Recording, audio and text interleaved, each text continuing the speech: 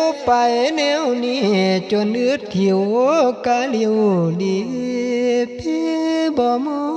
งน้องบ่ไกลกุศลเลยบ่สูง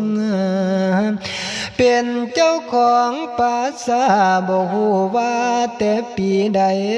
จังสิมีกองบุญแจกเข้าหามันดาเจ้ากลางคืนมันดาเศร้าอยู่กำแพงหัวแก่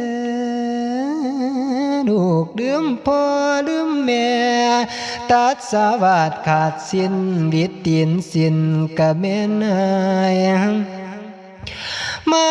นดาตายลูกบ่ฮู้